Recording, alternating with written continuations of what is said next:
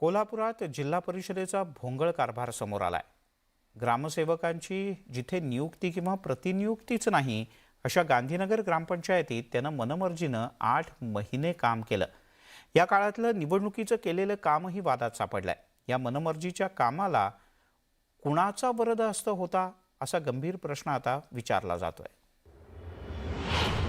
ग्रामसेवकाचा अजब गजब कारभार। नियुक्ती चंदगडमध्ये, घरोबा गांधीनगरमध्ये। मनमर्जीच्या कामकाजाला कुणाचा वरद हस्त? ग्रामसेवकाचं कामकाज वादात। कोल्हापुरातल्या चंदगड तालुक्यात कोळिंद्रे खालसा गावात 24 मे 2022 ला एकनाथ सूर्यवंशी या ग्रामसेवकाची बदली झालेली। पण तिकडे न जाता तो परस्पर कोट्यवधींचं महसुली उत्पन्न असलेल्या गांधीनगर ग्रामपंचायतीत दाखल झाला। 8 महिने सूर्यवंशीनं तिथलं निवडणुकीचंही कामकाज पाहिलं। आता ते काम आणि त्या काळातले निर्णय वादात आलेत। जिल्हा परिषदमध्ये माहिती मिळवली असता गांधीनगरमध्ये त्यांचं काम कार्यरत असल्याचं किंवा कोणताही काम बघण्याचा आदेश नव्हता असं मला लेखी स्वरूपात माहिती मिळाली असते। ग्रामसेवकाची नियुक्ती प्रतिनियुक्ती गांधीनगरमध्ये नसतानाही त्यानं तिथं काम केलं कसं? कुणाच्या वरदहस्ताने असा प्रश्न निर्माण झालाय।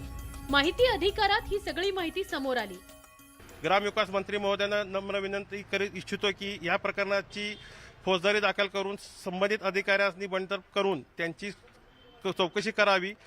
तसे न झाल्यास आम्ही न्यायालयात लढा सुरू करू। एकनाथ सूर्यवंशी ग्रामसेवक 11/5/2022 पासून गांधीनगर ग्रामपंचायतमध्ये रुजू झाले आणि 31/1/2023 ला ते कामातून दुसऱ्या जागी गेले। ते तात्पुरता होते का तिथनं पंचायत समिती करून कशा प्रकारे ते आले आमच्या गांधीनगरला ते आम्हाला माहिती नाही आहे।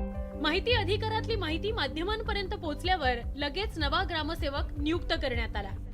मी आज 6 तारखेला कार्यालयीन वेळेतच इथं हजर झाले आणि लिखित आदेश आहे तसा माझ्याकडे, त्या आदेशानं मी आज इकडे कामकाजाला सुरुवात करणार आहे।